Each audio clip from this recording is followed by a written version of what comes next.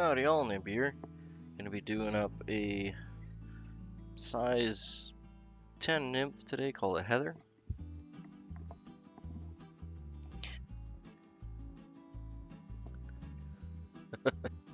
Hey Robert, good to have you, mate.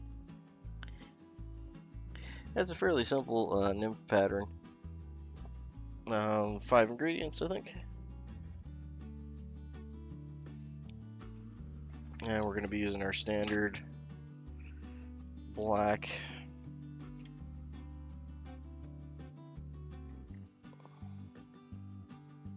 we're doing 6/0, yeah. Standard black uni 6/0.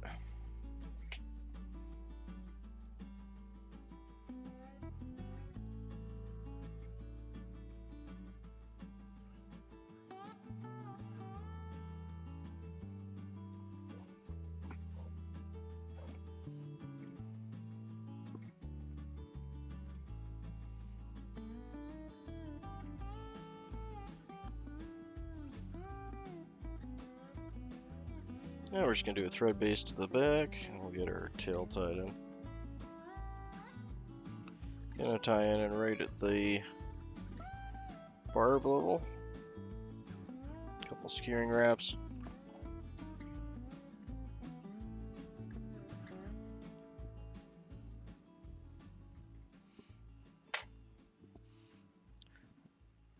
Hopefully hopefully you had a good Thanksgiving, Robert. And for the tail, we're just going to be using these bright red chartreuse cock in the rock.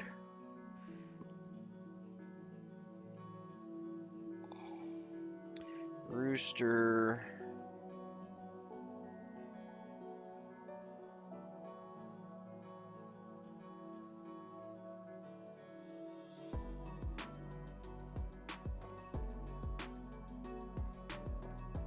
And about a gap height.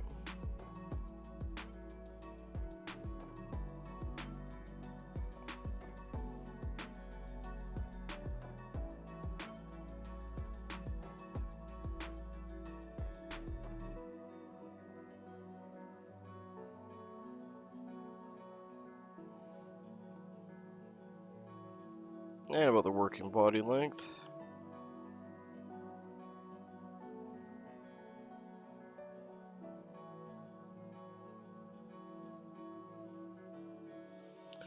That spun on me just a hair there. Just gonna straighten it.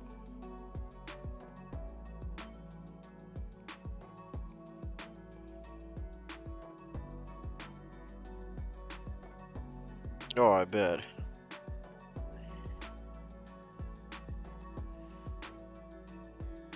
Yeah, it's tasty, especially if you got some like fresh sourdough bread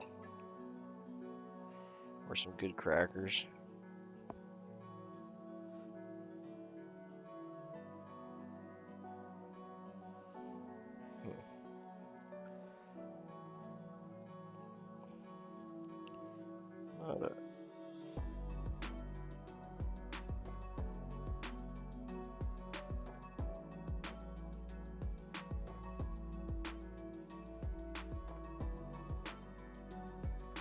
That's better.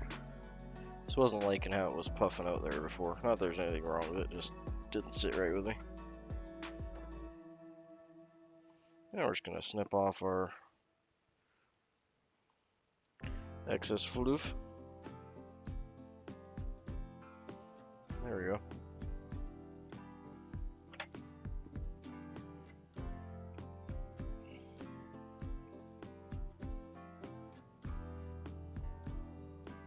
And we're going to go up about halfway here, and we're going to tie in our rib, which is going to be a medium gold oval tinsel. The traditional pattern calls for a small. I'm out of small, so we're going to move up a size to a medium, which shouldn't be a big deal at all. I do have other stuff I could sub in for a small gold tinsel, but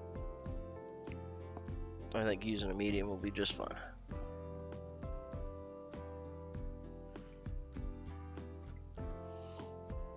And we're going to be dubbing in a body today. Where'd dubbing wax go? There we go. I was just going to be using some waxy premium dubbing wax.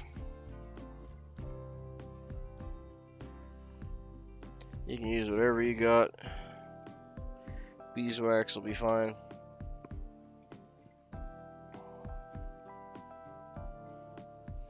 And if you don't have beeswax or an actual dubbing wax, glue sticks actually work quite well. Just a little sticky on the fingers after, that's all. So if you do using a glue stick, just keep a damp cloth by your tying table, and after you've done your dubbing part, you can just tap your fingers on the wet cloth, and that'll do it for you. But yeah, actually glue sticks work really well. The other thing that works well too is the glue from rat traps. If you have some of those paper rat traps, the glue traps, which are horrible things. Good, I'm glad. Yeah, the materials for pike and musky flies are kind of on the pricey side, generally speaking anyway, for the stuff they're probably going to be teaching you, so I can see why the costs are higher. And the hooks and everything too, like just everything's a little bit more pricey. So we're going to be using this kind of chartreusey green. This is a mix of seal dubbing and Antron.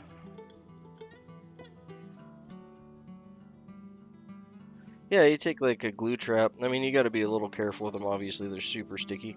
And what you would do is just cut out a piece of it, like a strip about the size of like a matchbox striker, you know, about the width of your finger, give or take. Hey, Valhalla, good to have you in. Hey, wee man. Yeah, I've done it numerous times, but you take the glue trap. To be honest, if you have them, the ones that are made for not rats and mice, but for spiders and ants and that kind of thing, they just have a little bit less glue on them, and those tend to work better because you don't need a whole lot of glue. I mean, one of those strips will last you probably your whole tying career. they're substantially last a good while. So we got our dubbing on there. I'm going to put a little bit more because we're going to be going about halfway down.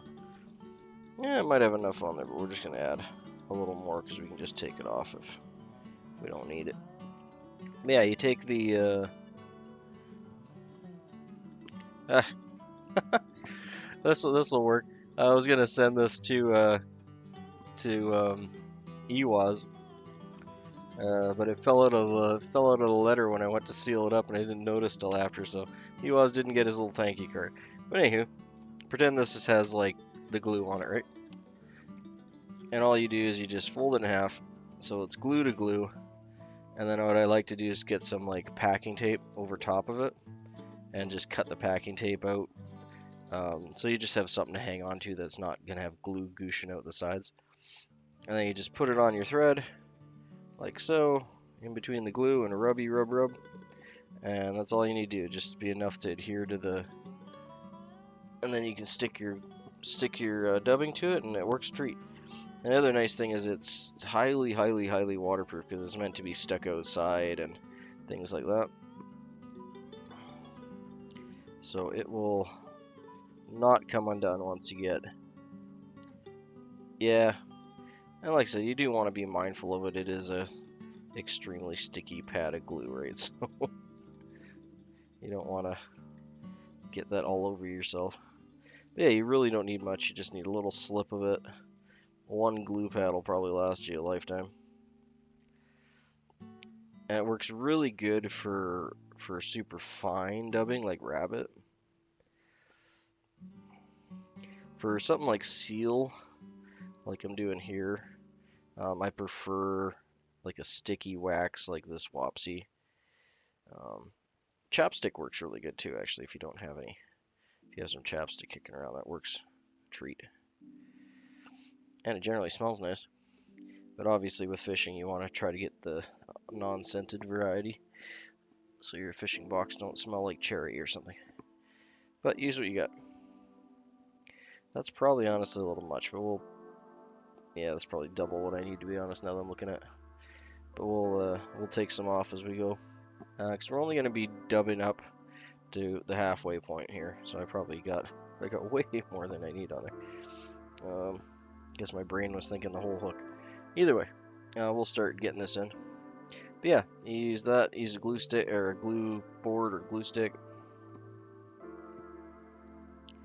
and then rub it on your thing. Get your dubbing on there. Easy peasy.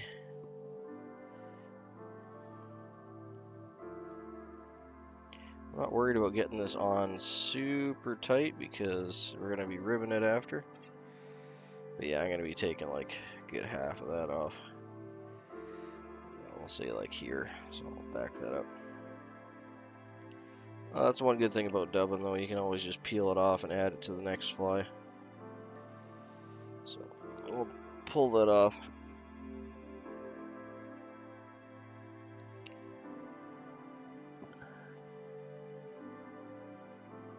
Because you can't slide it up or down? I'm not sure what you mean by that, wee man, because as you can tell, I was sliding mine up and down just fine.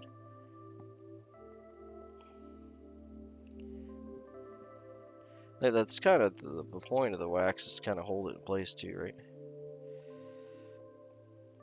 Sorry, maybe you can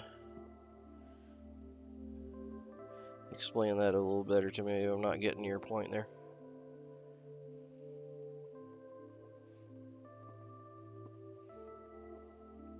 Alright, so we're going to do our gold rib. I'm going to be bringing it underneath first, just so we don't interrupt our tail.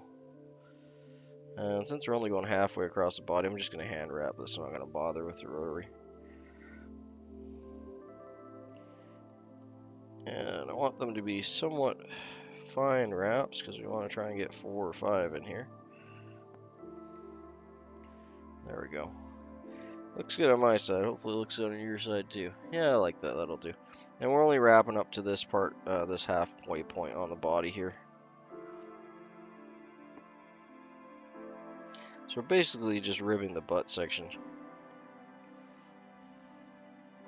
One thing you can do that I've seen other people do this pattern is to leave this and then tie in your next section with just peacock, and then rib the peacock to give it a little bit more durability. I'm not going to do it on this one, but maybe we'll do it on one of the others.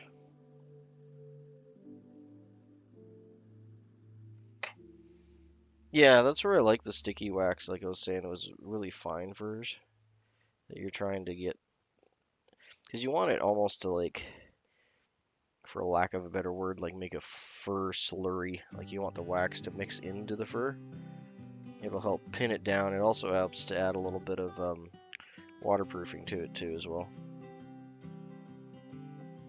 But yeah, wee man's right. Like you can completely skip wax if you don't have wax at all. It's a little easier if you're starting out and you're just learning dubbing.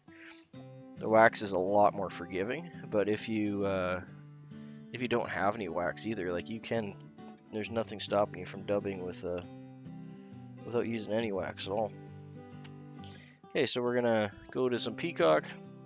It's your box standard peacock pearl, and that's gonna be the top section or thorax of the fly.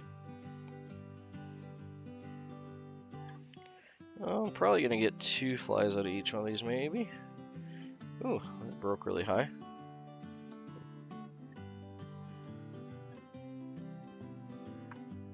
Yeah, thanks, Robert. Yeah, anyone that's enjoying, feel free to drop a subscribe. That always makes me happy. I like to see the number go up. Always like to have new people joining us too, whether you're subscribed or not. And the likes let me know that you guys like what we're doing. And it lets the algorithm know too. So more people can see it, and more people can join and hang out with us. That's always cool. Okay, this part's pretty simple. We're just going to do the other half of the body. And this one has a pretty big thorax section. It's basically half and half. Where a lot of other nymphs you're going to, well, I'm probably not going to get 2 out of this one. I think I'll just get the 1. But yeah, a lot of other nymphs you do it, you know, a third or so.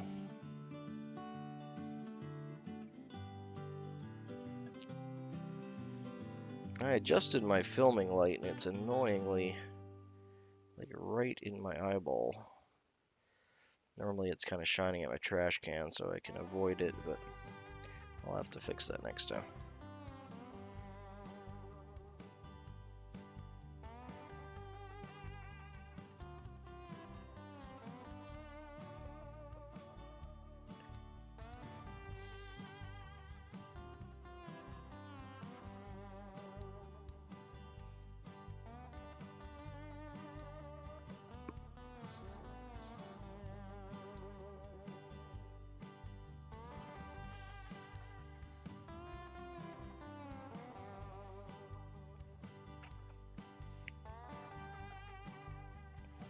Okay, just cut the end off.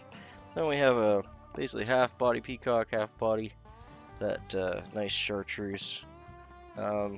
It calls for a fur dubbing, like a seal dubbing. Most nymphs in this age bracket call for that. This is originally tied by Fenton Roskilly from Spokane, Washington in 1960. So a lot of things that are from the 50s and 60s generally called for a seal fur dubbing. It just adds a translucent quality. They didn't really have a lot of sparkle antron kind of material until closer into the 70s. So this was a really common material at that time. So we got the body all done. The next part is just a simple light hackle. I have a bunch of tips left over from the last ones. We're just going to use those up. There we are. So this is a grizzly tip.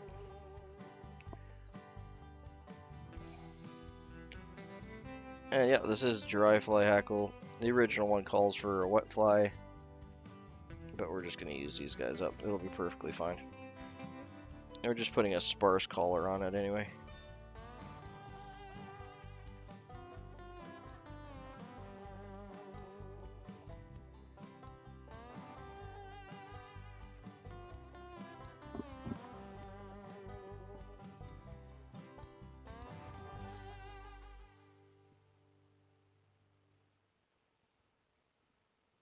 I'm just going to catch that racus in, tie it back about 4 or 5 wraps. So we got a nice smooth spot tied in on. I'm going to throw a half hitch, and then we'll tie the head back, which will push all of our hackle fibers back on an angle for us, make a nice little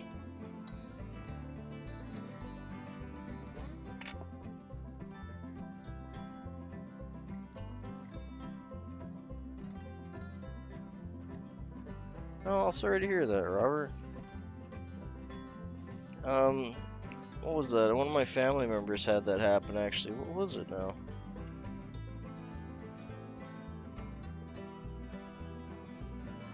Give me a minute to think on that. I'll try and remember what it actually turned out to be. Oh, I think it was actually migraines, which is ironic because I do get migraines as well. But yeah, they went through weeks of testing, and then that was their outcome at the end was, yep, you're getting migraines, and you're seeing the flashing lights from the start of the migraines.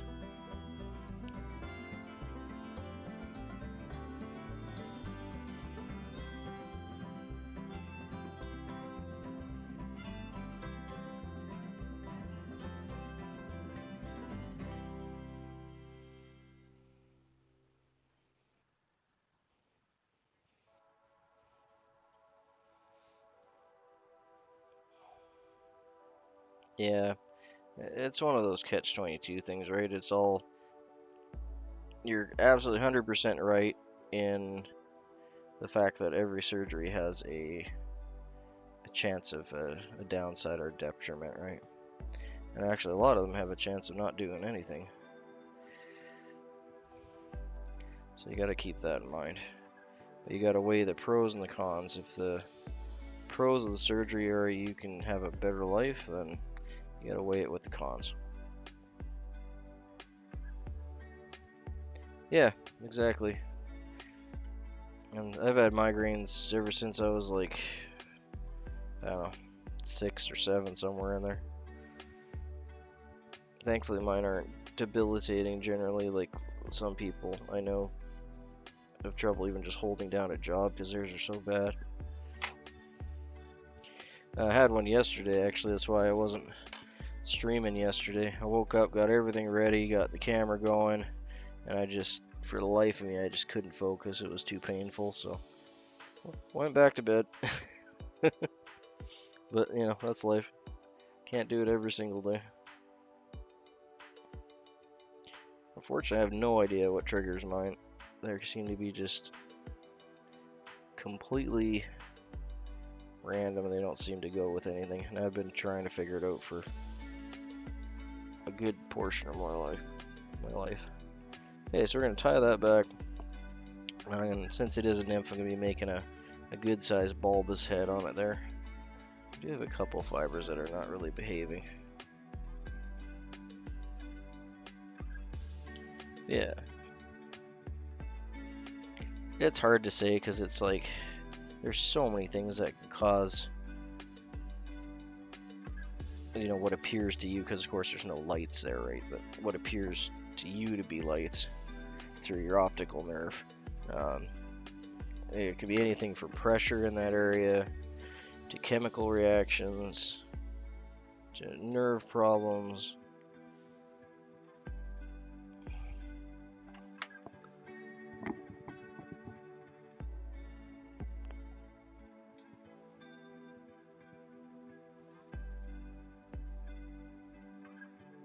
Yeah, you can get like, the other bad thing about all that is, like you said, it's and that's the thing, there's always a risk in every surgery, right? But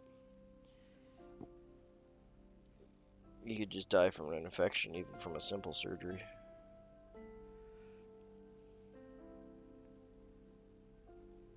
Okay, so I just want a nice bulbous head there. There we go. It's like when we got my dog neutered, and he got a horrible infection, and I used to work / volunteer at the SPCA and watched literally thousands of animals get neutered and spayed, and it's super rare. Yeah, a biopsy could spread your cancer because you're interrupting the area, right? So that is one of the cases. But the whole point of the biopsy is to tell you whether it is cancer and whether you need to be worried about that or not.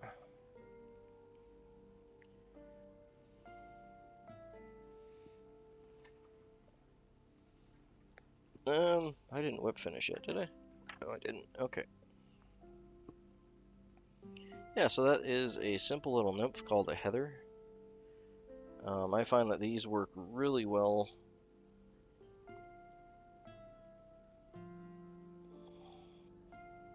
Oh, God.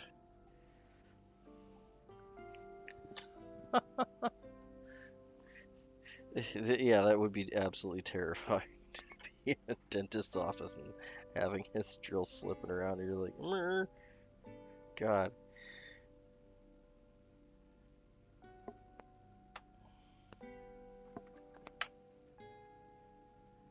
So that one went rather quick for the first fly. Normally I'm a little slower with all my explanations, but we did pretty good there. And being a nymph, like I said, I like to have a larger, bulbous black head on them. But yeah, I find these work a treat in and around like reed patches.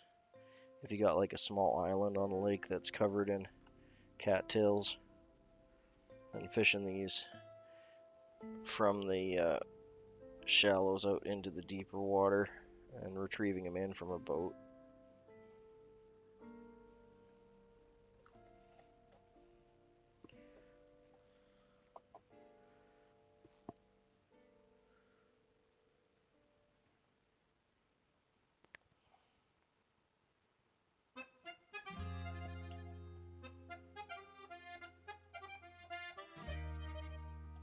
Yeah, I bump my camera a bit. Here, let me adjust that.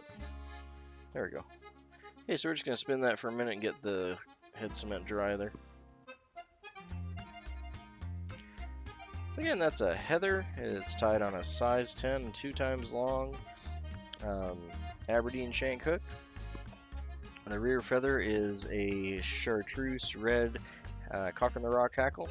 The body is a chartreuse green, ribbed with gold medium olive tinsel, with half the body being a peacock herl underneath by the head, nice the thorax area, and then a grizzly hackle.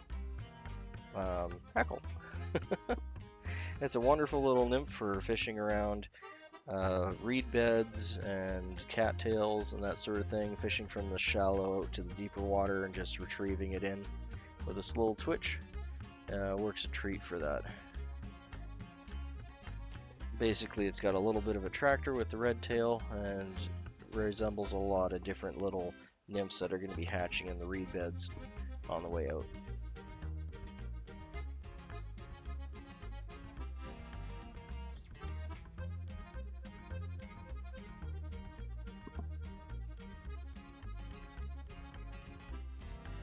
Yeah, tetanus is a virus, so it's rusty metal's more of an easier way to carry the virus into your system than it is to do with actually harboring the virus.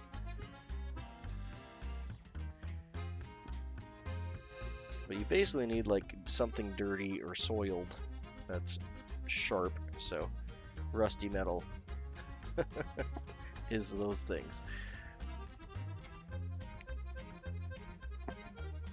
Okay, let's just have a little... Oh, I forgot my tea. Hold on, guys. I'll be right back. I'm just gonna grab my tea. I left it on the counter.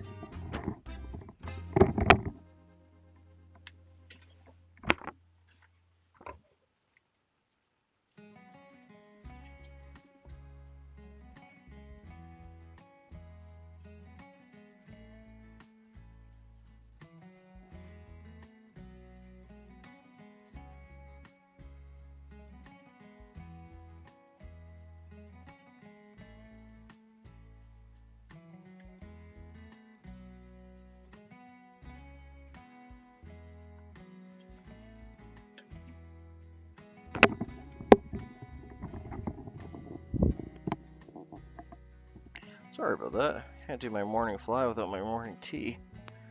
Well, it seems to be more of a habit for me lately, forgetting my tea on the counter. Try to get everything organized before we start. Oh, well, it's cooled off a little bit, but still good. Nice Earl Grey this morning again. Yeah, simple, super simple little effective nymph.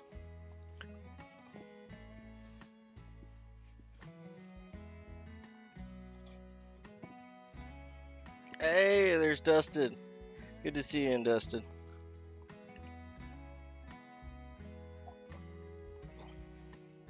Yeah, Dustin, if you want to, if I understood your email reply to me there, if you want to bow out on the fly box, that's fine. I'll throw it in with a giveaway or such later here once I get shipping and everything sorted. But good to have you in, mate. So that is a heather. It's a type of small nymph.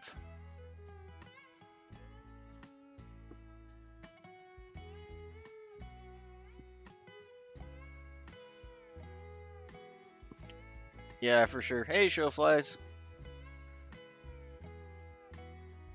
And we had a new subscriber there that I missed just before I went and got my tea. I don't recall who was it now. Palo Cello, blah blah blah. Sorry, mate, I butchered your name there. Palo Sella. Sorry, Palo Sella. Thanks for joining, mate.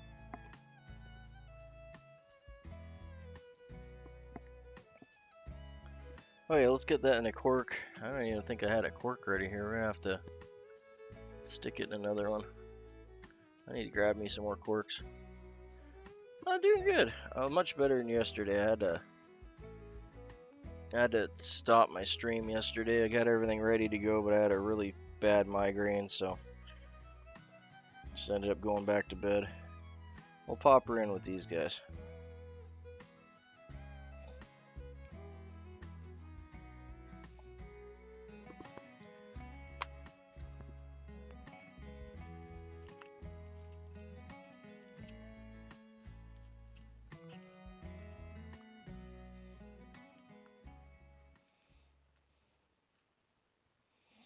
Yeah, I don't do Discord, unfortunately.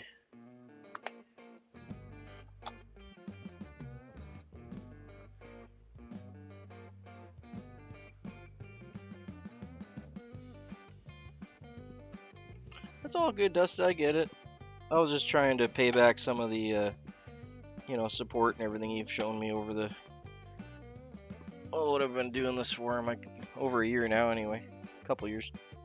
Anyway, you've been here helping me out and supporting me, and I really appreciate that. So it was just a way for me to thank you. But yeah, I totally get it. But I'll try and make sure they get a good home. We'll get them to someone that can use them.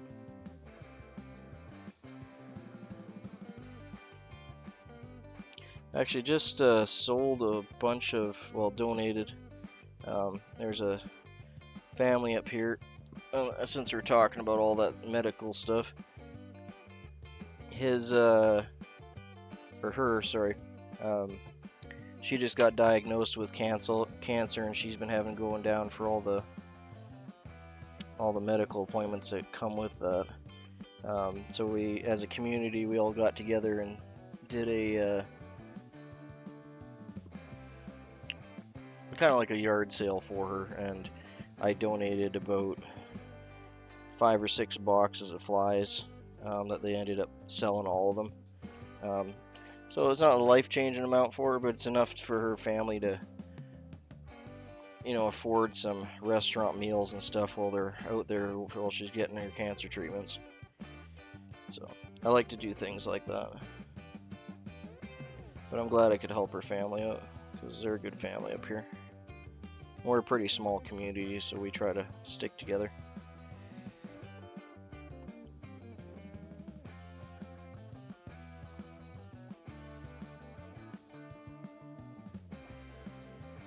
Oh no, go right ahead. I don't mind. If it's fly tying related whatsoever. I'm not in competition with anyone here. Yeah, feel free, Dusty. Go right ahead. I don't do I don't do Discord, so. Yeah, exactly. And I don't recall. I didn't want to pry into her personal matters, but I didn't ask what type of cancer she had, because if you're getting cancer treatments, it's just a bad cancer as it is. So, not that there is any good kind of cancer that I'm aware of. So we're gonna do this like the working body length. Tie that in. But yeah, I was able to generate her enough money to at least pay for her family to get some meals while they're down there, because you want to focus on the person. You don't want to focus on trying to find a hotel and cook, and it's all those little things that add up. Like, of course, we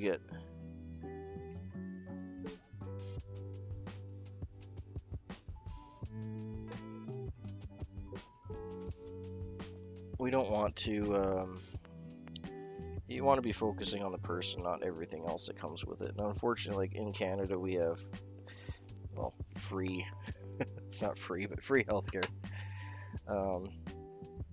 But all the incidental stuff is what ends up breaking a family, right? So that's why we got together as a community, and I don't recall the end amount, but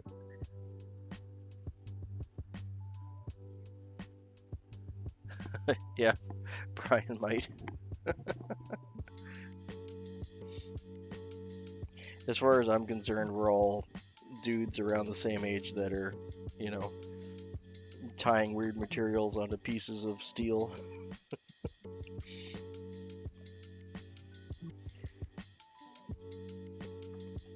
But I can understand Brian's point of view. It's a business for him, right? It's his livelihood now. Sorry, I'm getting sidetracked. Where did I put that? There it is. Okay, sorry, I'm just looking for my Uni French olive. We're doing a medium. I ran out of small. I need to find some more. The shops haven't had any.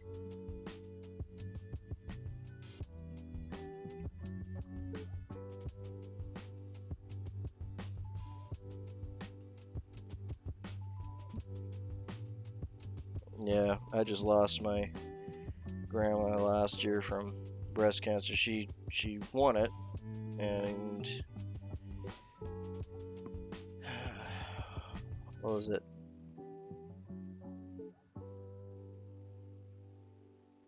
Yeah, but she won her breast cancer battle, and then I want to say 5 or 6 years later it came back, and she didn't win the second time.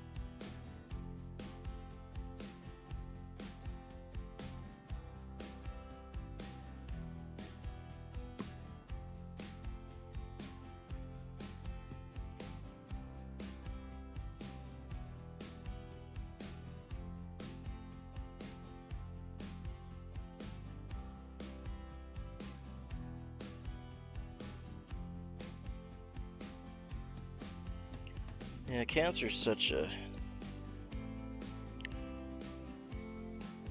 odd thing because it's your own body that's doing it, right?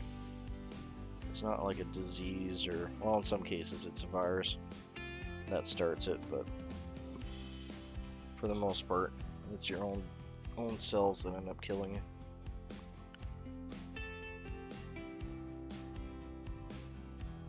I'm just gonna be dubbing that in again. I probably got a hair too much there, but just take a little bit off the top here. So this is a seal mix with Antron. It's more of a seal under fur. There's not a lot of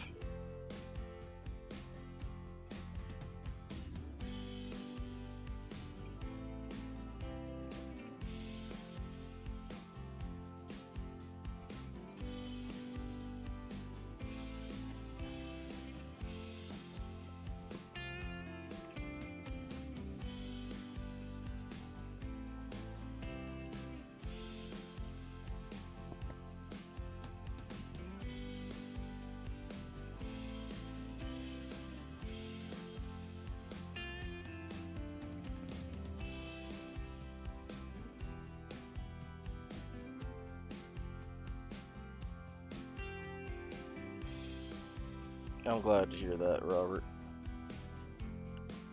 Yeah, and well, that's exactly how I look at it. There's more than two people buying flies. Not that I'm selling them, but you know, it's there's no point in having a competition. My competition's with my hackle, generally. As you guys well know. That's my competitor.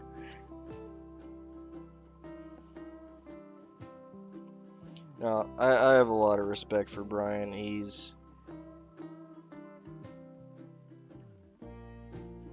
done a lot of things that a lot of other people on here haven't been able to do. And there's maybe some luck involved there, but it's definitely, he has a lot of innate skill, and I think a lot of it bleeds over from his tattooing. Because, you need good hand control.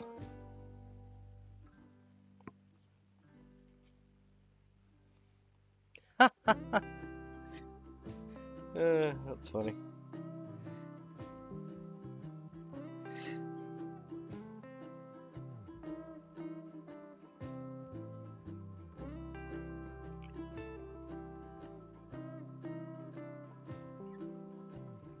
Oh, that's awesome, Dusted. Thanks for sharing that, man. I know that whole thing's rough.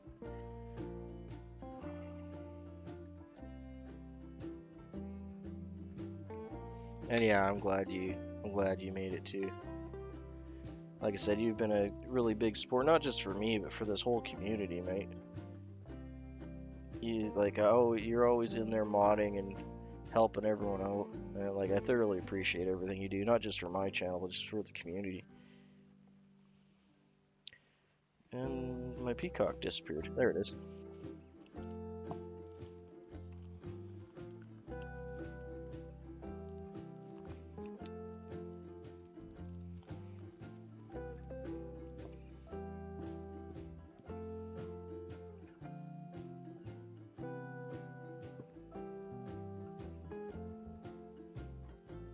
I'm just gonna get rid of the brittle end just by grabbing it and pop it off.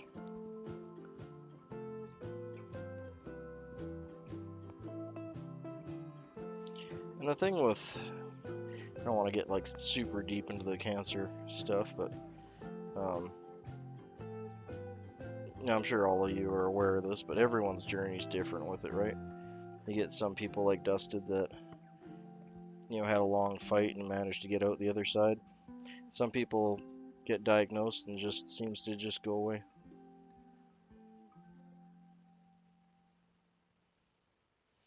Yeah, exactly.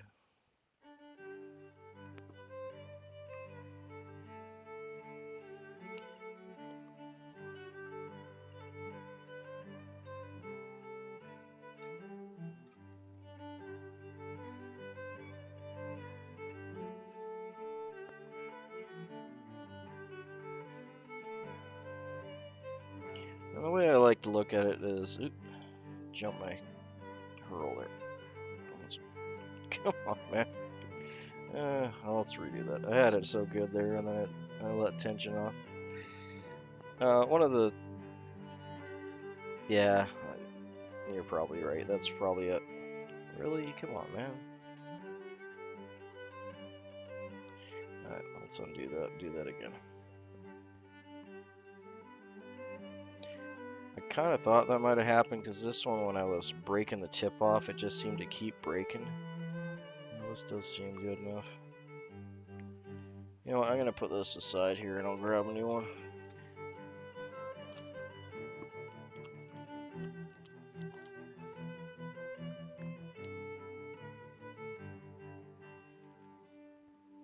That's awesome.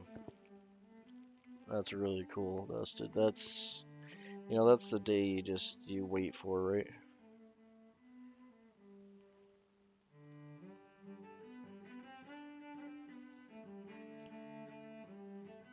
Yeah, this one too, like, it's just...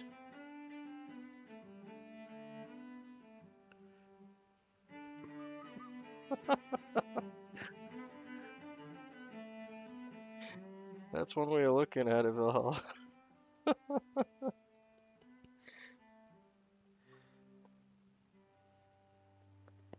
Like, I'm a pretty chill person, so, like, as long as I got enough to give my family all the things I need to give them, and, be happy and healthy and have good food, I'm good.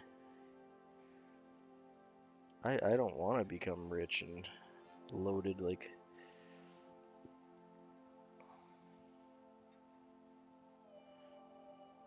I'd much rather have freedom of time and all that than a bigger paycheck, that's for sure. You can always make more money, but you can't get your time back.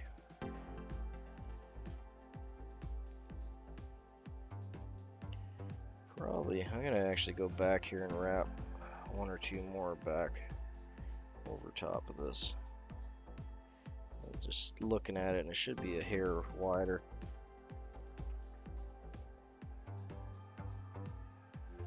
Yeah, exactly. Keep it simple. That's why, like, how many people win the lotto?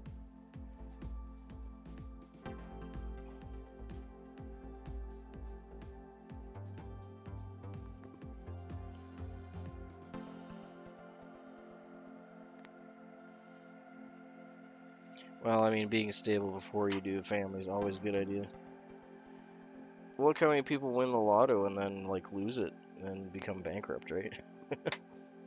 I don't know the statistic, but it's pretty high.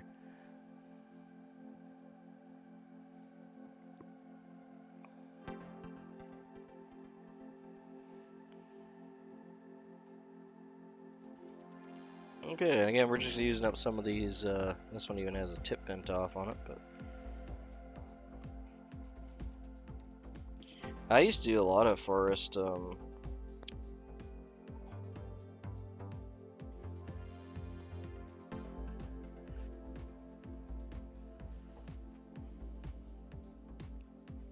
I think if I won the lottery, I'd probably just make myself more self-sufficient and get like a better solar system and that kind of thing.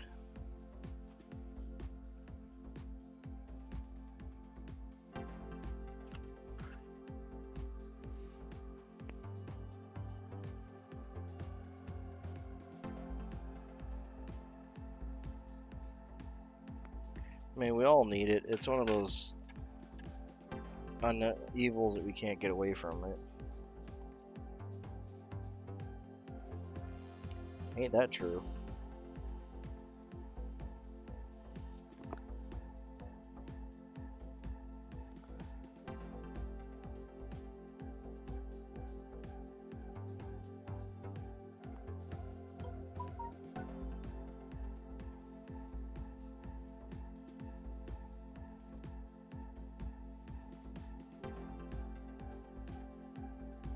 Yep.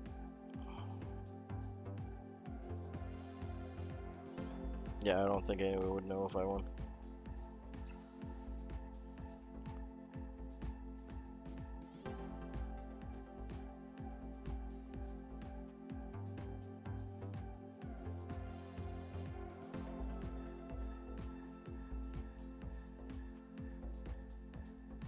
That's true. I would have more time to go fishing.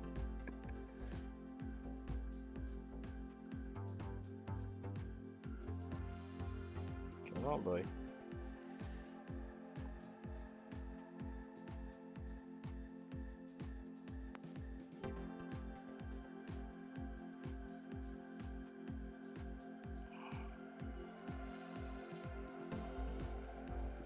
Yeah, that's the other thing is I don't.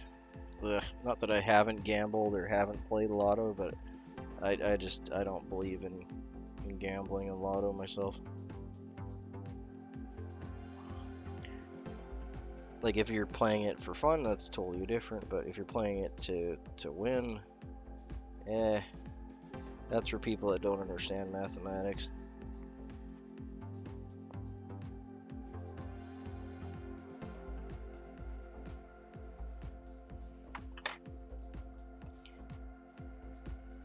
You literally, like numbers wise, you literally have a better chance of finding a suitcase of money walking home than you do winning the lotto or getting struck by lightning twice. So,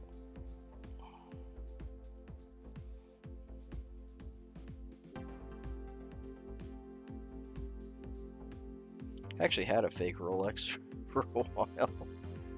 Someone gave it to me as a tip when I was delivering food, and I just thought it was hilarious, so I wore it for a good while. It was clearly fake though, because it had like plastic inside of it and all that, and like Rolexes don't have that.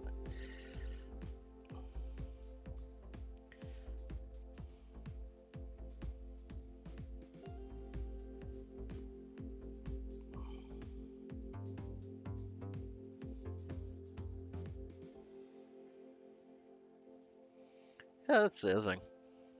Hands down, you got it, Valhalla. I'm a curb picker too, mate.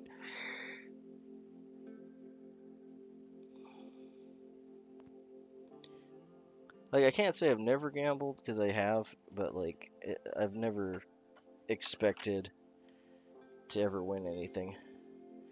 It's just like it's kind of like playing arcade video games is the way I look at it, is the way I think most people should look at it. You're not expecting to get anything out of it but the entertainment that you're there for, and that you're gonna lose everything you put on the table for that entertainment. Just like if you're putting quarters in a pinball machine, right?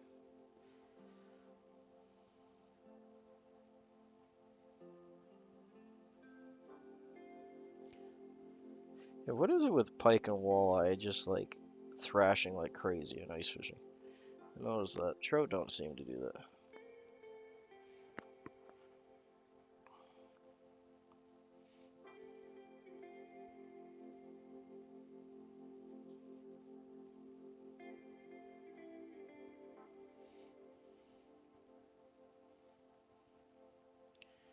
Yeah, I see a value in lottery for some people in that the entertainment value, like,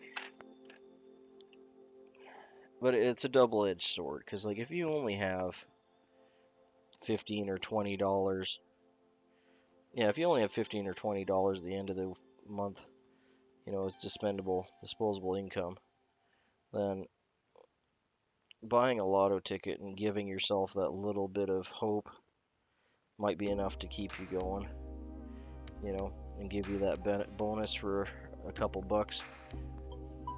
But counting on it, that's a totally different thing. But I can see why people enjoy getting their weekly lotto tickets because that gives you that bit of time where you can just dream about like what if, right?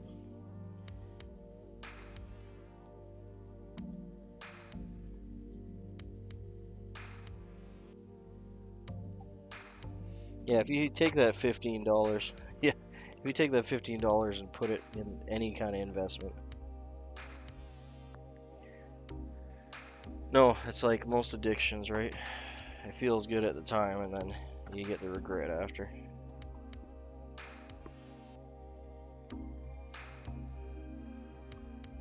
I've seen so many people just wreck their lives over it too, like alcohol and other things.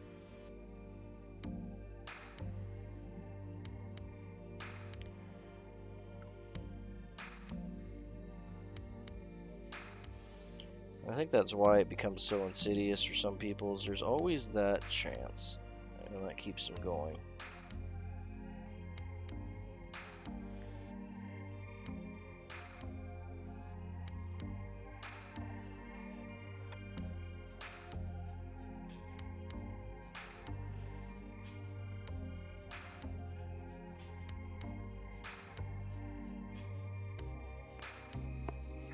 Yeah, I'm kind of wondering how our ice is going to be this year because it's just starting to form now. We haven't gotten any much snow, like, I don't know, 2 inches, something like that. Which is crazy for us for this time of year. Like, we're into December now, and we haven't really gotten any snow to speak of. But they are forecasting a lot later, so as long as we get the fresh water, what can happen up here is we have a lot more turbid. So that's all wonky as all get out, eh? What's up with that? Is it low? Yeah, it's low. Let's fix that. That's slightly better. Okay, so just gonna spin that while we get the head dry there. So that is a heather tied on a size 10, 2 times long Aberdeen hook with a red cock on the rock tail, a chartreuse green seal fur body with a golden French rib, a peacock thorax, and a grizzly hackle with a nice bulbous black head. This is a wonderful little nymph to pull back from reed beds and cattail beds. And anytime you're fishing kind of more shallow water, being the lighter colors and the red, they'll disappear rather quickly if you go too deep with it. Thank you guys. Yeah, it's kind of Christmas colors, ain't it?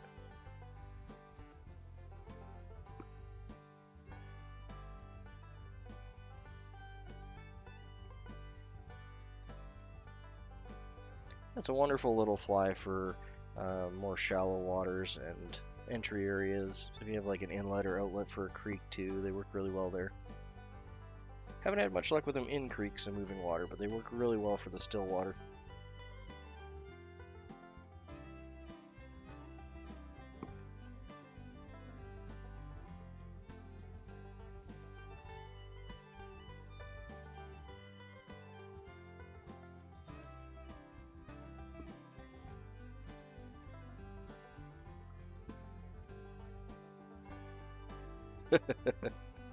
Yeah, I need to get me.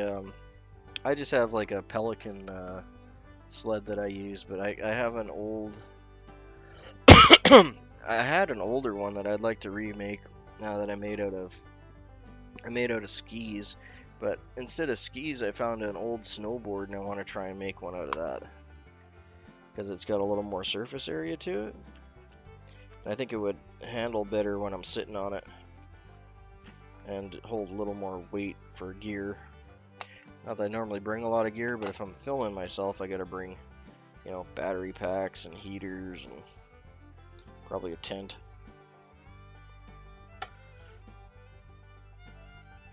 Yeah, we'll see how we go. I'd like to do some filming this winter for ice fishing. Just got me a Starlink Mini so I can actually film myself fishing. Most of the lakes I fish at don't have any cell service. BC is horrible for cell service.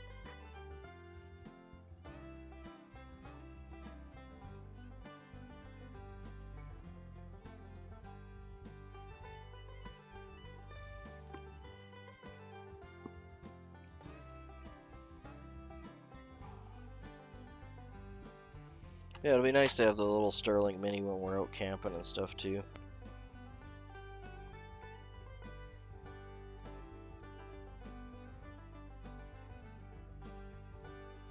Okay, so again, we're just going to use that red cock in the rock. I'm just going to keep going up the same side here. There we go, about a gap height.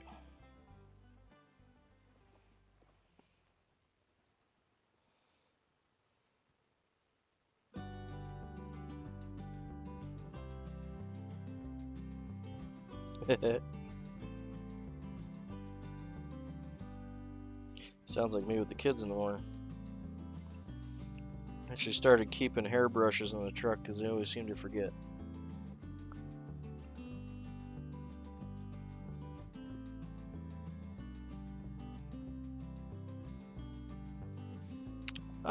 It can be pretty cold. Like the last time I took wife out, it was like minus 27, and then that was cold.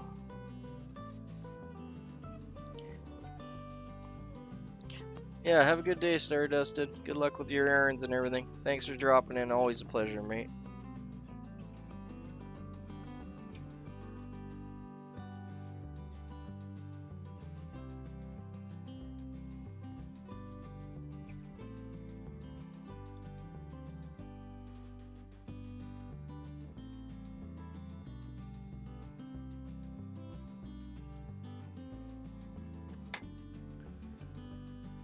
Yeah, the thing with ice fishing is the two major problems are the wind and the fact that you're not moving, right?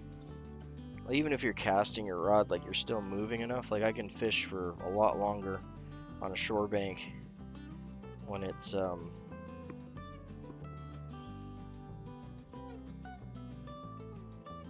buddy heaters are awesome.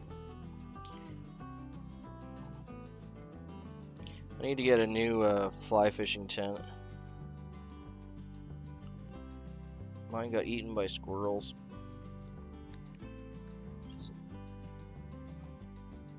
Yeah, our lake, like, we don't have any way to put ice huts on our lakes. There's a few lakes that you can, but the ones that I normally fish at, you don't. Yeah, we're pretty warm right now. We got down to minus. What did we get down to? Minus 12 yesterday?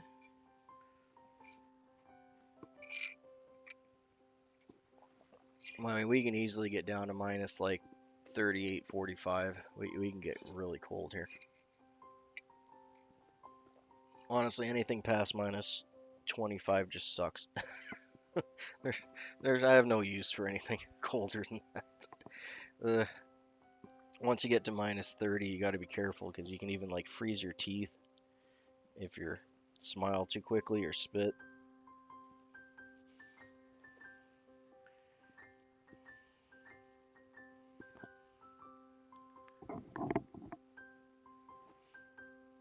Yeah, just because I'm so high up on the mountain here, like I'm 1,200 meters.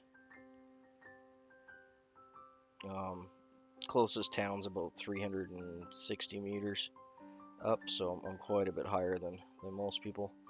I'm a little bit higher than the ski hill. So since we're higher up, we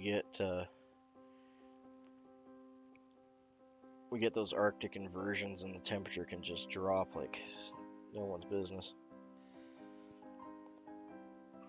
Yeah, once you get to like minus 20, other than it hurting more when you're outside, like it physically kind of hurts, it doesn't really matter too much. Like it's not really colder per se. It's hard to describe it.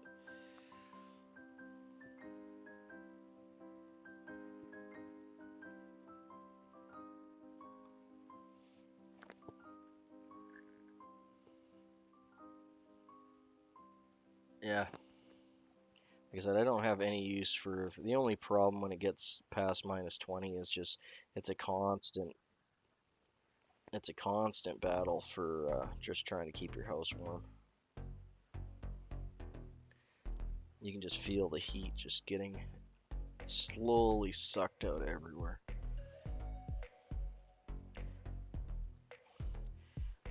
It's almost scary.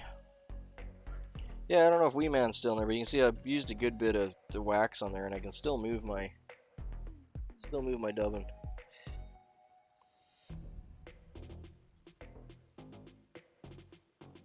Yeah, you got to remember too, I'm Canadian, so I'm using the Celsius. Well, ironically, when I was growing up, we always used Fahrenheit. What we used to actually do quite commonly is we'd use Fahrenheit for summer temperatures and Celsius for winter temperature. Just because like 100 for heat is a good, everyone kind of knows what 100 feels like. And I think that's why we would use Fahrenheit in. Yeah, it's a very soft wax. Yeah. I like me a soft wax. Oh, why are you getting all weird? Come on now. Look at that. What are you doing?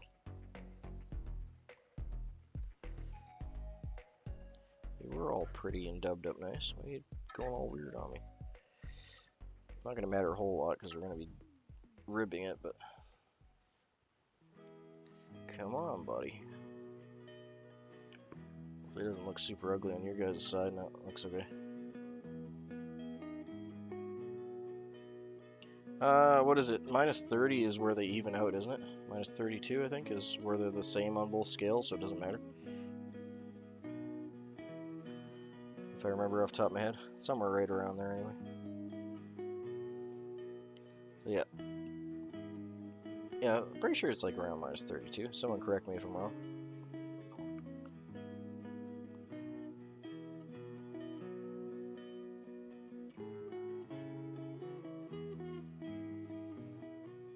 Alright, there we go. Got our body in after a little bit of a fight. It is a really cool fly. It's fairly simple, but it's got a bit of a tractor in it. It's got a bit of like classic nymph. It's a lighter color. That's why I like to fish these closer to reed beds or cattails and things. So a lot of the nymphs that you'll have coming out of the reed beds are going to be a lighter color. They're generally younger. Not always, but generally.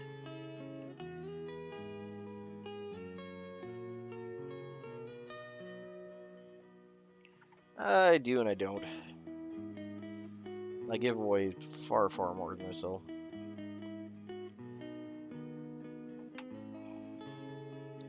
And generally if I'm selling them, it's kind of just to pay for the materials and the fly box that came in.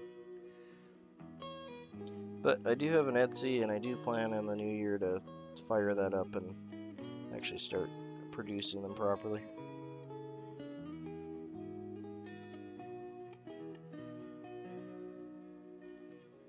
Okay, we're going to do our peacock body next, or thorax.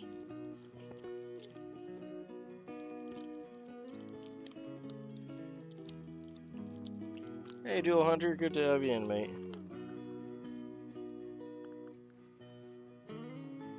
Yeah, I will be doing up, I have an Etsy store, but I would like to do up a, what do you call it, the other one? The one that integrates with YouTube, since I do all my stuff on the YouTubes. My brain is not coming up with a word.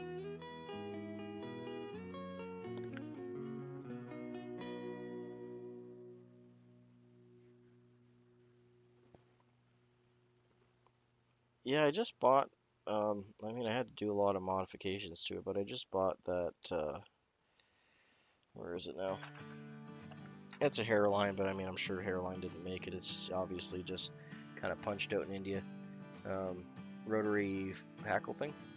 And like, I am not impressed with the quality of it for the money I spent.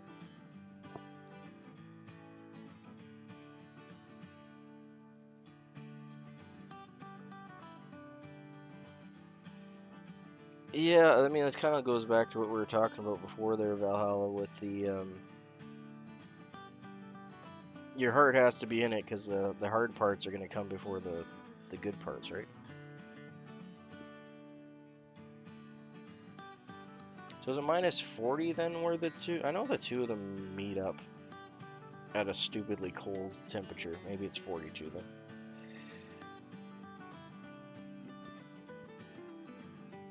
I can't see my thermometer. I'd read it off the thermometer for you, but it's on my other deck. I should actually put a thermometer outside here on my side deck so I can see the temperature outside.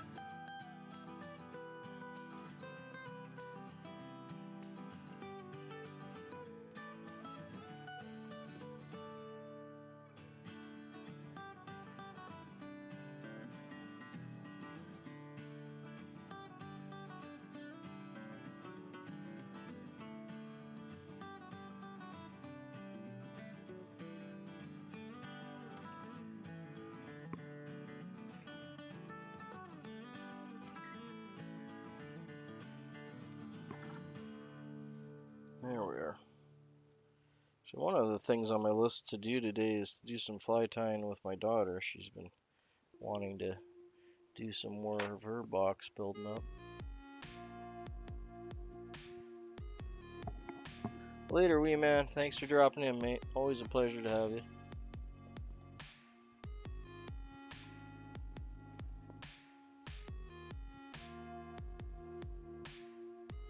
Yeah, like that was my major advice for you is if your heart's in it or not, and you gotta get through that. You gotta get through those hard parts before the good parts come, right? Yeah, take care, wee man. Always good to have you in. Hopefully your day goes well for you. I'm gonna have to trim off some of this. It's pretty beefy. Get rid of that.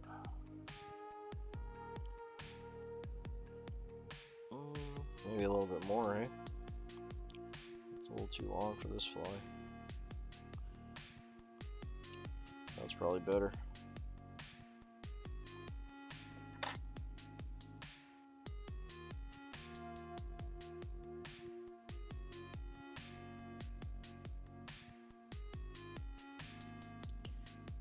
Yeah, it's one of those things, like we were talking about Valhalla, that if you're into it and it's in your heart and you really really want it, then go for it because you'll find a way to make it work. But if you're not all there, I mean, it's at the end of the day, it all comes onto you, right?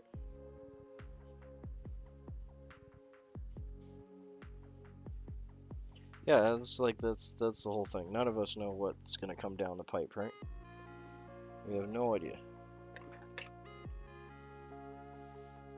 You could get hit by a bus and be crippled and not be able to take care of the property. Nobody knows. Or it could triple in value and you could retire. It's impossible to know.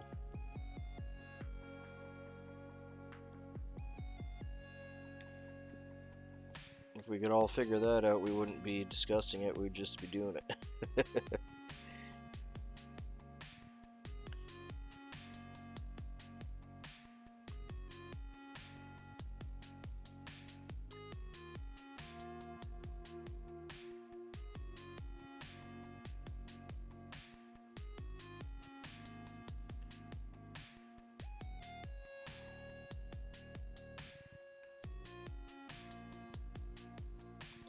Again, if I had to refer you to anyone, it would probably be that realtor that you talked to before, and changing the conversation a bit to, what can you see going wrong here, because I'm sure they've seen people on the wrong side of it before, and trying to do what you can to hedge and protect yourself from those things, because they definitely would see people that are over leveraging themselves, not in just money but in time and effort too, right?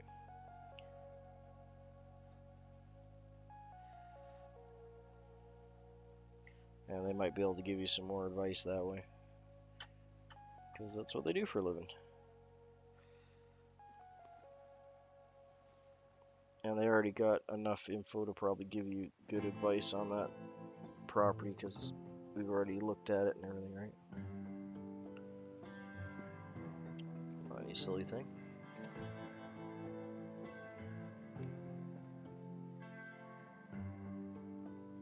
Oh yeah, for sure. That's the problem with these kind of things. It'd be nice if we could just take all the time in the world to make a choice on them, but I know you're on a time scale.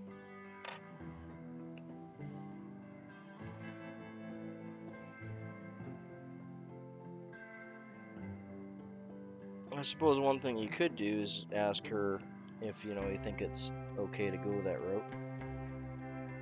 And just ask her if she has anyone that she would recommend you talk to about it. And then you're kind of taking the burden of you're kind of taking the burden off of her, and then she still feels like she was able to help you out, because I know you guys are friends, right? So, and even though she's in a spot where she probably needs to relax and heal, that might actually help her feel like she's still useful and has a contribution, right? Because even if we're laid up in bed, we still like to feel like we have something to do. So I wouldn't 100% patch her out of the deal, because she can still play a useful role for you, and not only useful for you, but yeah, thanks for subscribing, Michael. Good to have you in, mate. Thanks for joining our little crew. But yeah, like not only would that help you, but if she is in that situation where she, feels a bit down because she's stuck in a bed for a while or recovering, then she might be able to feel like she was able to help someone that day, right? That always makes us feel good.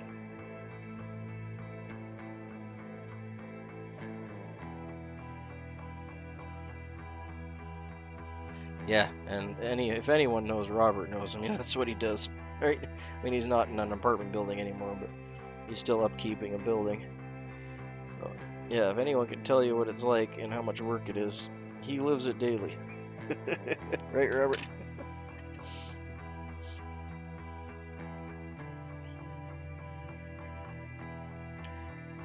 But yeah, thanks for dropping in, Michael, and subscribing. It really does mean a lot to me. Hopefully, if you have any questions, comments, concerns, accusations, I'll be able to help you out with them, because that's what we're here for.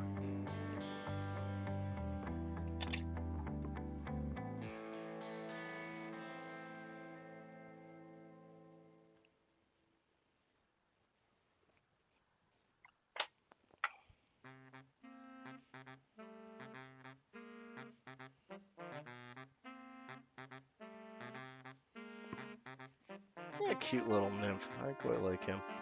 Such a cute little pattern. Ugh. I'm sorry, Jazz. It's just I'm not in the mood for you this morning. Some days I like my nice, cool jazz songs and stuff, but just not today. This is not a jazzy nymph.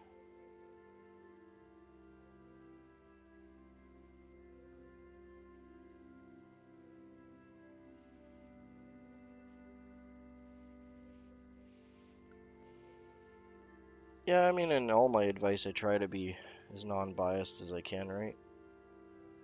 But it's hard not to have biases. But I am just trying to be as realistic and look at both sides as I can. And I think that's, with any subject, that's how you give someone good advice.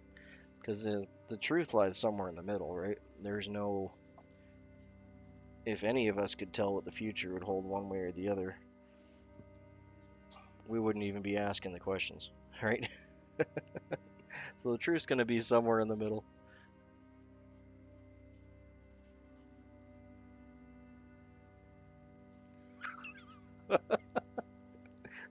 Thanks, Robert, for that one. Yeah, I can tell you, I used to work as a locksmith too, and like work and trade stuff like that. Robert knows, but like locksmithing was interesting because let's say you have a leak, or a fire, like he's talking about electrical problem or whatever. Most people will try nothing and just call a professional and get it dealt with because they're scared of causing more damage. But if you have a problem with your door or your lock, everyone tries everything before calling the locksmith. I've pulled so many weird things out of locks from people cramming them in there trying to get the door open. Everything from shoe licorice to toothpicks and like you name it. So I'm just going to rotate this one like the other. We'll get that going. Okay, so there's one more heather. This is a nice little nymph tied on a size 10, 2 times long Aberdeen hook.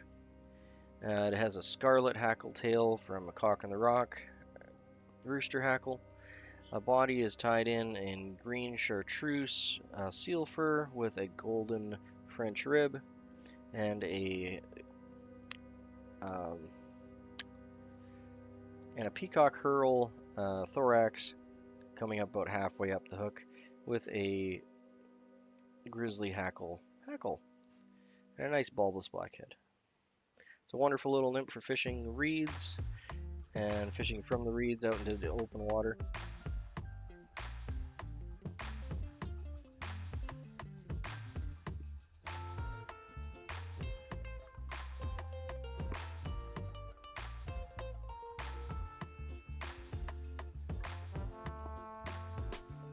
Yeah, window wiper, like the metal inserts when you pull apart a window wiper, they make excellent picks. Like I made dozens and dozens of pick sets out of those.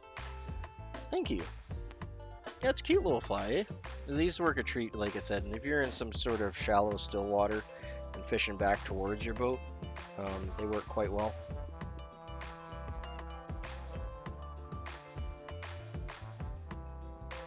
And being that, like, it's not a weighted nymph, so they don't work as well deeper out as well.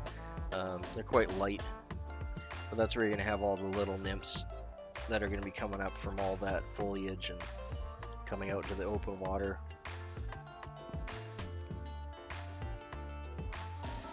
Yeah, hacksaw is another good one.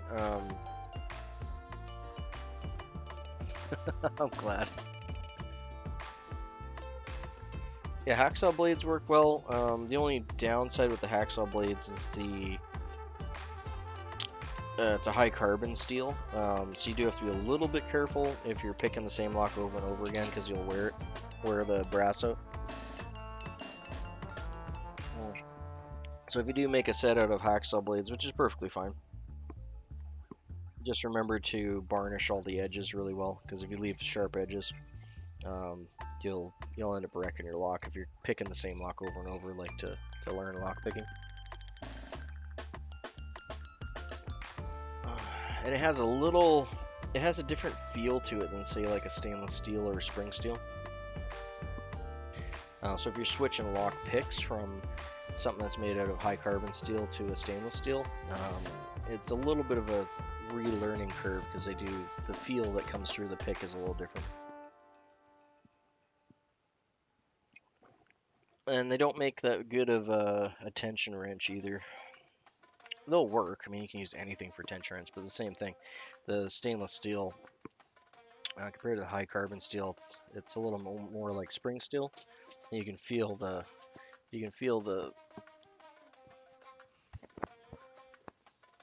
yeah, everything's Chinesium, the pot metal. I don't even know what kind of metal they make them of, to be honest.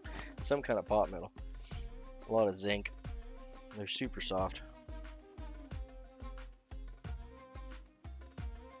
One of my favorite lock picks was actually one I made of an old electric toothbrush. and just to vibrate the pins to pop them up, and that worked really well. I had all the professional stuff too, like I had some lock picks that were hundreds and hundreds of dollars per pick. But yeah, I was really into high security locks. We're talking about metal, I think, more than anything. Or talking about how Robert was saying that you gotta be careful with tenants because they'll do odd, dumb things, like set their house on fire.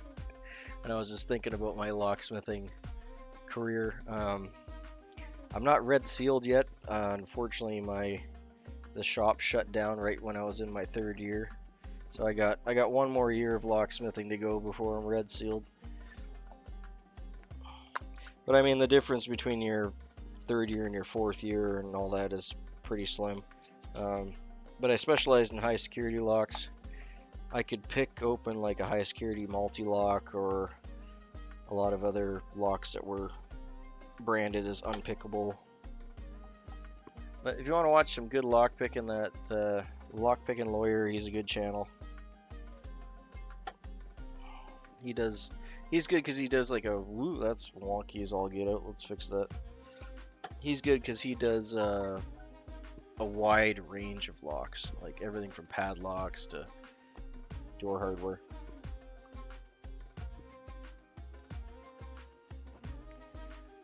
There's a few places that tried that here where they tried to make a maker space. It still worked.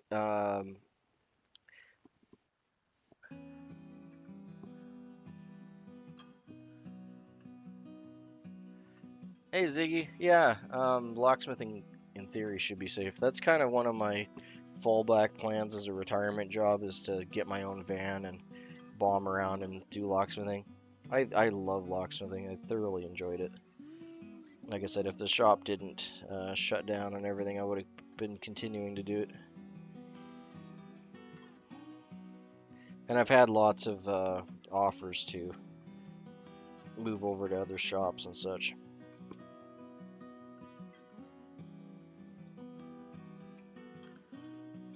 It's a really interesting trade because I like historical stuff. Obviously, you can tell with the fly tying. So I love my historical locks. One of the oldest keys I have is I have a bunch of Roman key rings that are back from BC time. And I have some old locks from back then.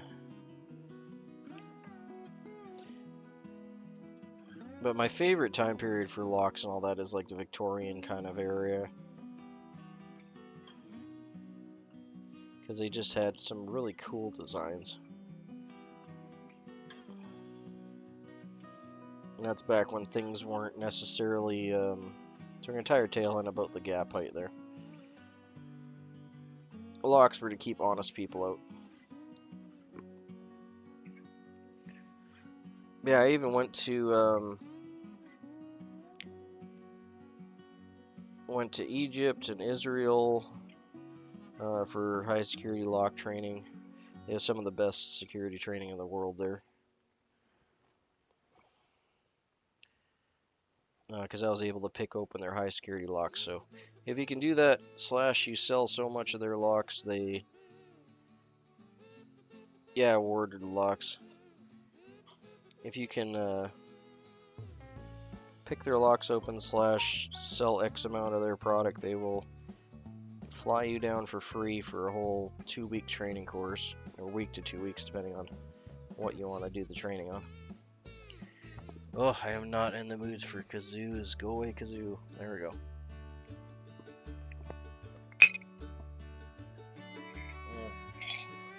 Almost out of tea. But yeah, they would fly you down. That was multi-lock. Medico does similar stuff. And Schlag, I think, has a similar offer. But I really like the multi-lock design because it was kind of client-proof. like the keys are flat. They're just a flat rectangle, and then you bore the key cuts into the flat. And you can even do side pins, so you can have up to, I think, at least 48, if not more, different pinning options. So literally tens of thousands, if not millions, of combinations. And then they have a offering that is electronic, which gives you even more security.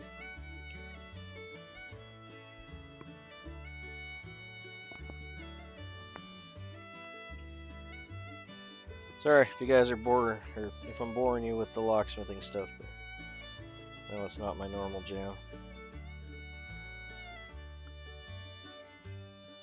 It was good times though.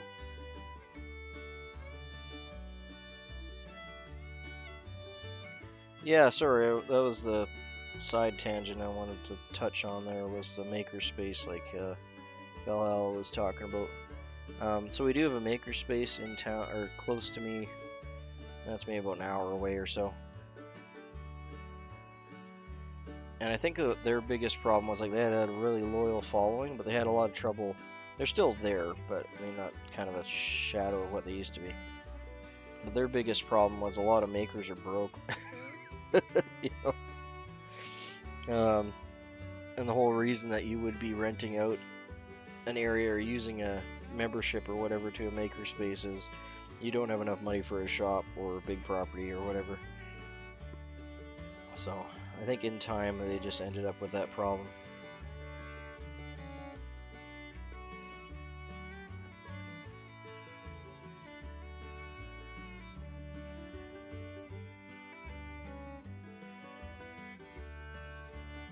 But all that being said, I always thought that the makerspaces were a really cool idea. It's kind of like the whole thing of like living off grid and a community together kind of feel, right?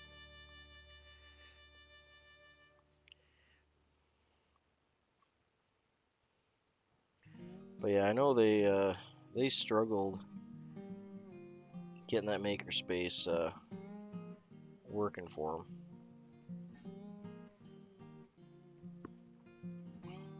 I think, like Robert was saying, if you did something like that too,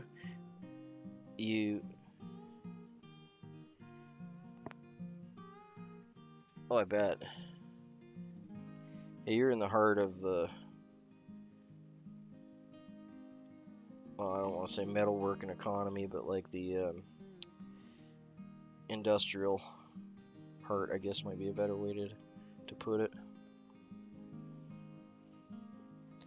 But the problem with doing the problem I would see with doing a makerspace kind of idea is, like Robert was saying, you don't only have the upkeep for the building at that point, but then you got to upkeep all of the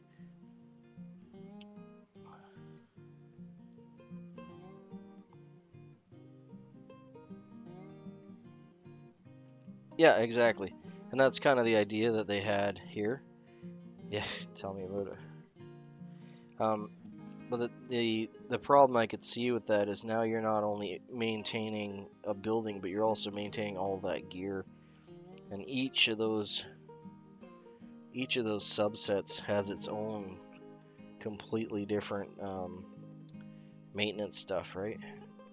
Like welding, you're gonna have to worry about ventilation and fire, and shop supply, or for the woodworking, you're gonna have to worry about,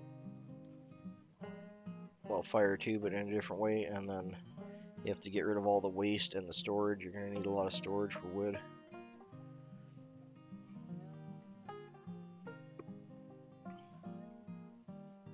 Oh, you mean you wouldn't supply all the equipment then?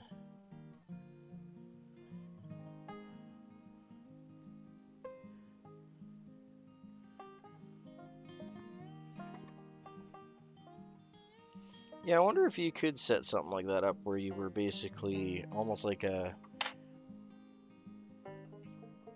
hate saying the term, but like a homeowners association kind of thing, where you could kind of almost dictate what businesses go into it. So you could have that whole kind of mini ecosystem, that would actually be kind of cool. Like you said, welder, woodworker, maybe metal fab. What else would you? Maybe you can get a potter in there.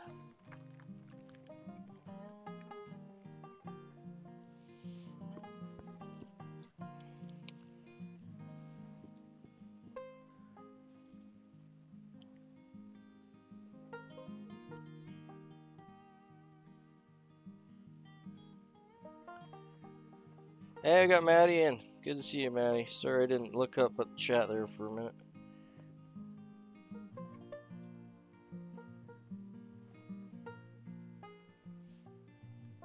Morning, Maddie. Hopefully you guys had a good Thanksgiving. I know you're not celebrating Thanksgiving over there, but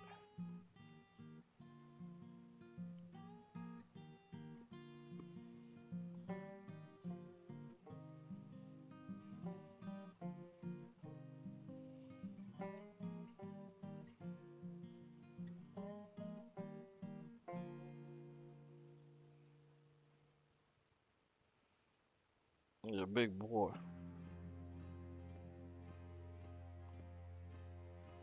We're just gonna wrap up this thorax area with the peacock. That one's wrapping rather nice for me. I'm happy about that. I'll just get it in there before it breaks.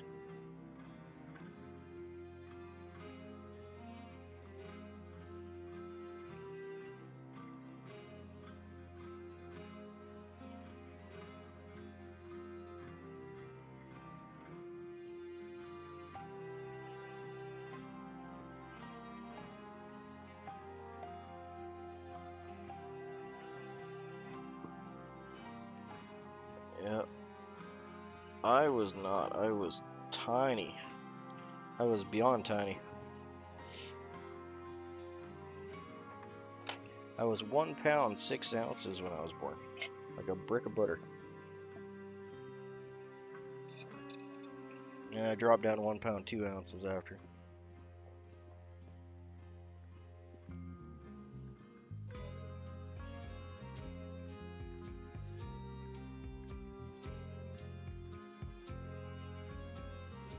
Let's see if I got another hackle tip that's gonna be long enough here.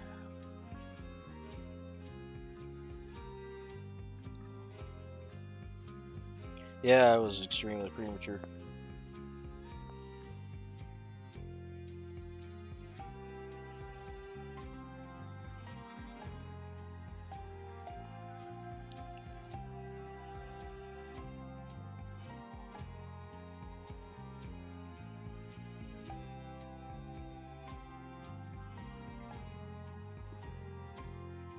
Good luck, Robert. Go put out fires, mate.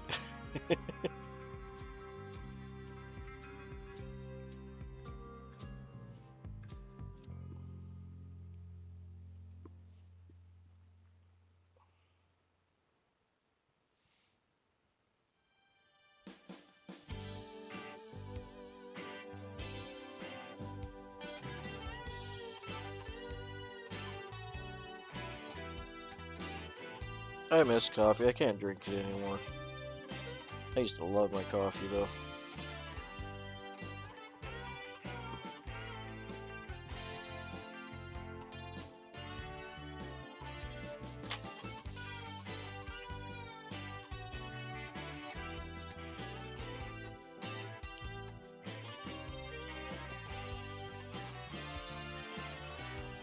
Yeah, Robert, thanks for dropping in, mate. Always a pleasure.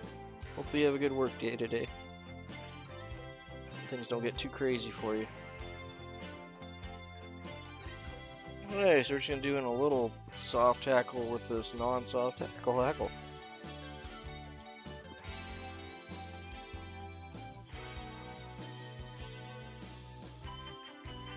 Yeah, I can't say I dislike hot chocolate whatsoever. And what's not to like about hot chocolate, right? Especially like it if it's nice and creamy. You get a nice milky hot chocolate, not the watery stuff that we used to make when it's Boy Scouts.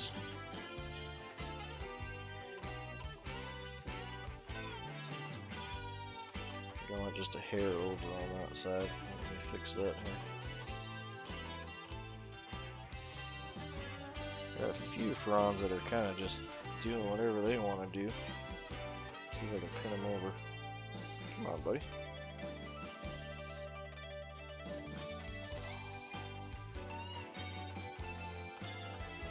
I went through a herbal tea kick there for a while, where I was really enjoying herbal teas. Yeah, I think herbal teas are more like a summer, when I can get really good honey. Summer, fall, maybe early spring. But yeah, you need a good honey with an herbal tea.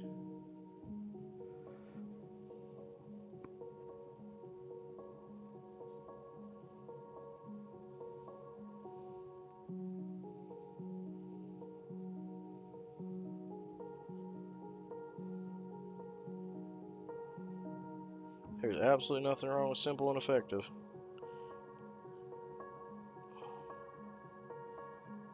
Simple and effective is the way to go. Especially if you're tying a lot of something. And you definitely want it simple and effective.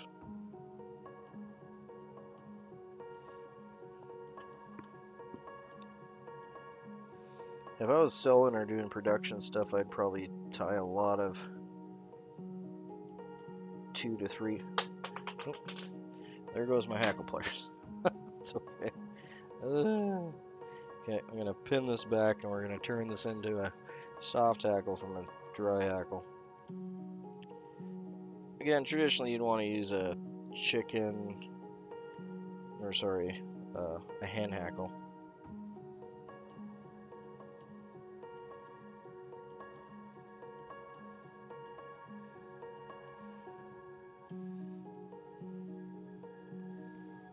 That's a nice, almost full body length on there. Thought it'd be a little too long, but I actually kind of like the look of that. That's my last little spare hackle, so I wanted to use it up.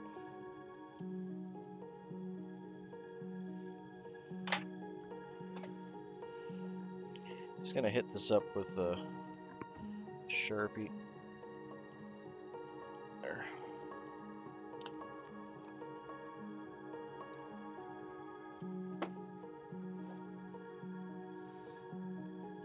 Yeah, I want to do some tying with my younger daughter today. She wants to do some tying, so.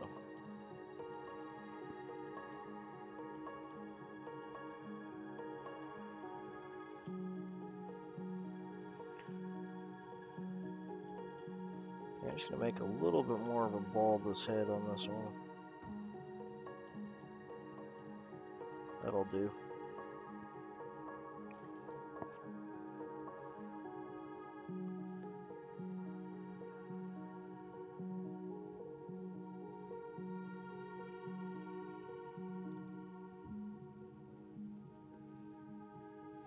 Yeah, I'll try and drop in, Maddie, if I'm not busy here.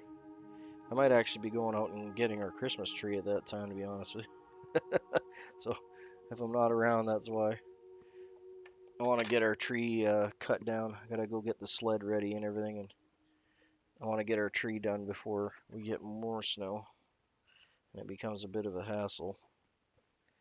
Right now, we got just enough snow for the sled, about 2-3 inches, and it's not super cold, and I won't have to worry about getting the truck stuck. Oh. I think it was last year I pulled off the road to park and turn around, and it was like 3.5 feet of snow on the side, and it just went sunk down. I had to dig it out.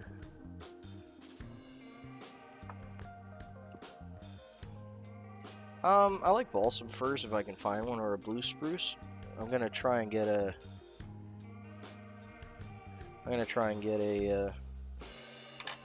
Did that come undone?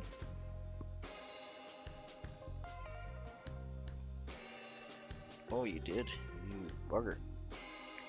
Alright, well, let's pin you off at the half hitch then.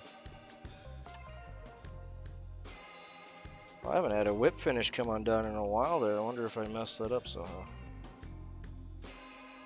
Or I cut it too close. Dude. Yeah, there's gotta be a half hitch. Did my half hitch come undone too? Did I just not? I did whip finish this, didn't I? Or am I just forgetting?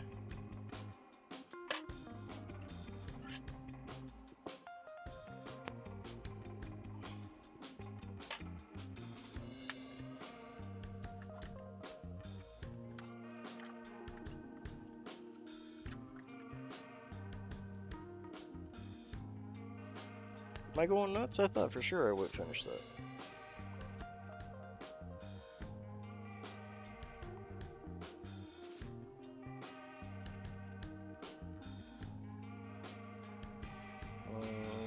Am I tiny? Am I tiny one out, do I? Oh, well, we'll make this work.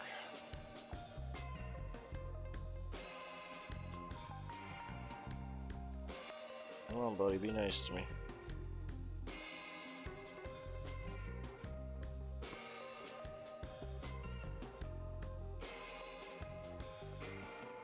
Oh, that's all good, Valhalla. This will be my last one here.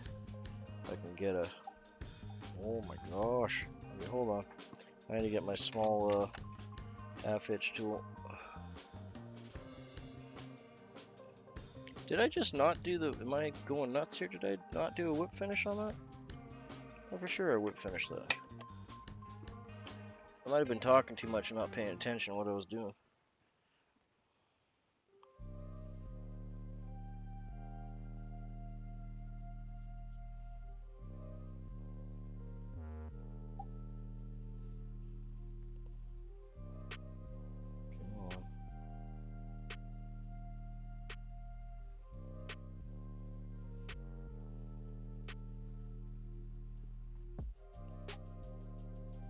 Well, we can save it.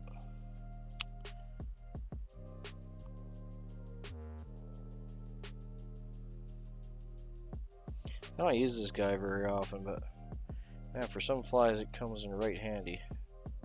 Especially with like small Nuseum mosquitoes and such, where I don't necessarily want to be whip finishing them. We're just going to do a bunch of half hitches on there because I'm going to be gobbing it with.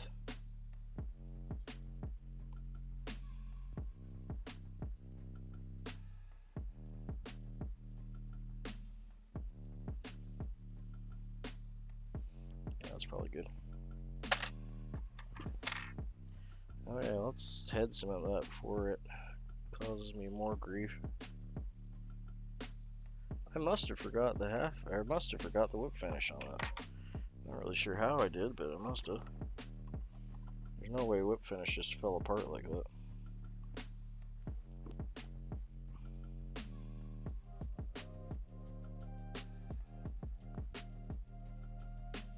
That's all good. Happy little accidents, right? As long as we recover from them.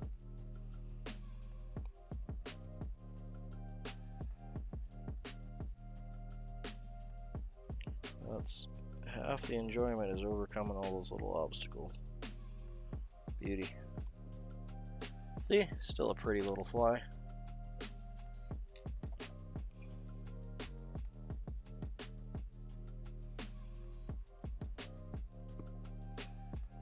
So there we have the heather nymph. It's tied on a size 10 Aberdeen hook, 2 to 3 times long.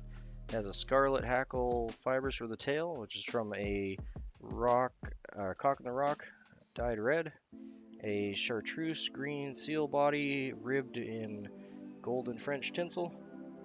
And a peacock hurl thorax with a grizzly hackle and a slightly bulbous blackhead.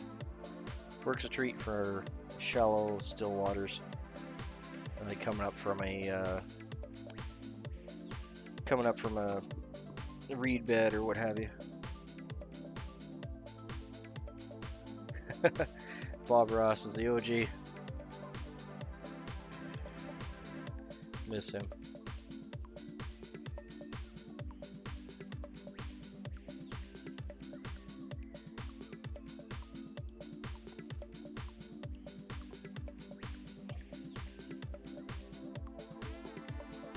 Yeah, that'll be my last one for this morning. Might come on later today, but I got some gaming to do with my wife. We got updates on all our video games here.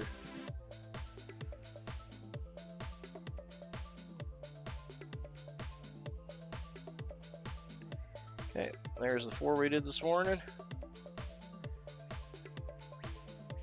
Yeah, I just want to thank everyone for stopping in. Thanks, Maddie. Thanks, Valhalla.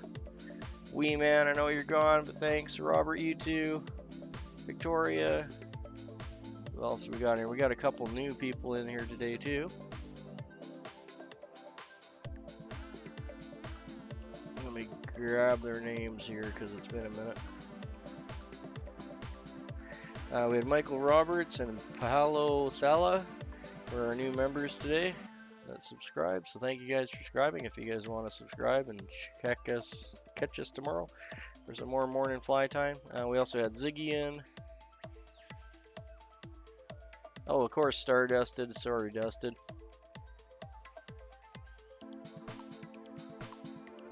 Yeah, thanks for everyone dropping in. It's been a good little stream. I enjoyed myself. That was a fun little mint too. Thanks everyone. Have a good day.